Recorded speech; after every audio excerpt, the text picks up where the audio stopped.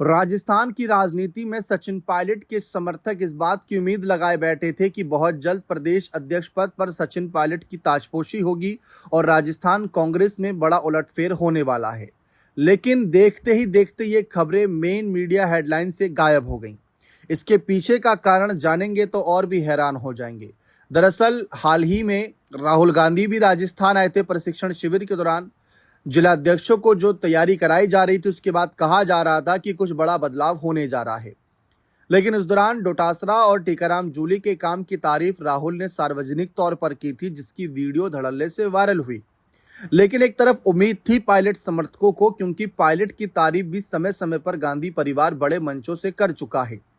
लेकिन क्या हुआ, ये समझने वाली बात है। देखिए, चर्चा थी कि पायलट प्रदेश अध्यक्ष बनने वाले हैं, बड़ा बदलाव होगा। 2-2.5 साल पहले चुनाव से पहले ही बदलाव करके राजस्थान में जीत की तैयारी शुरू करने के लिए एक नया आयाम सेट किया जाएगा।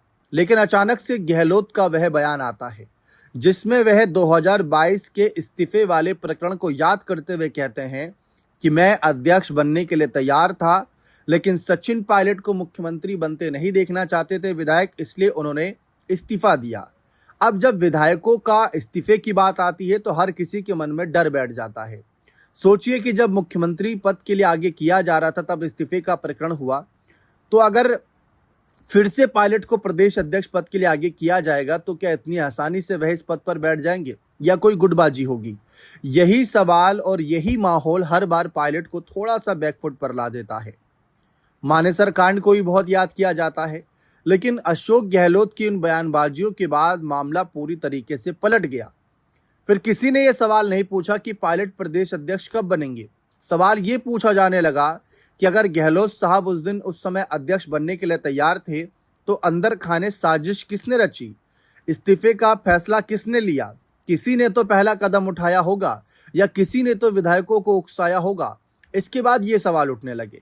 फिर देखते ही देखते राजस्थान के आंतरिक मुद्दों को उठाया जाने लगा, जिसके बाद पूरी तरीके से ये मामला ठंडे बस्ते में चला गया कि क्या पायलट प्रदेश अध्यक्ष फिर बनेंगे। जबकि हाल ही में 3 राज्यों में प्रभारी बदले गए। पंजाब कांग्रेस को ध्यान में रखते हुए अगले साल जो इलेक्शन है उसको ध्यान में रखते हुए बड़े बदलाव किए गए।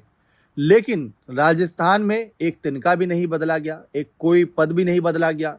हैरानी की बात है कि जहां माहौल इतना तगड़ा था वहां पर देखते ही देखते सब कुछ शांत हो गया। फिलहाल अभी चुनाव में वक्त है, लेकिन पायलट समर्थकों को उम्मीद थी कि राहुल आए हैं तो कोई बड़ा ऐलान करके जाएंगे, लेकिन ऐसा कुछ नहीं हुआ।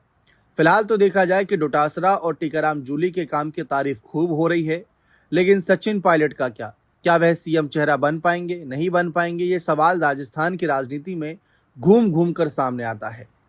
देखते हैं आगे क्या कुछ माहौल बनता है, किस तरीके से नई रणनीति तैयार होती है, क्योंकि कहा जा रहा है कि जिन राज्यों में पायलट को जिम्मेदारी दी गई, जैसे खासकर छत्तीसगढ़ में प्रभारी हैं, महासचिव के पद पर हैं, एआईसीसी की बैठक में शामिल होते हैं, तो वहीं दिव्या मदेरणा भी कहीं ना कहीं अलग राज्यों में जिम्मेदारियां अदा कर रही हैं।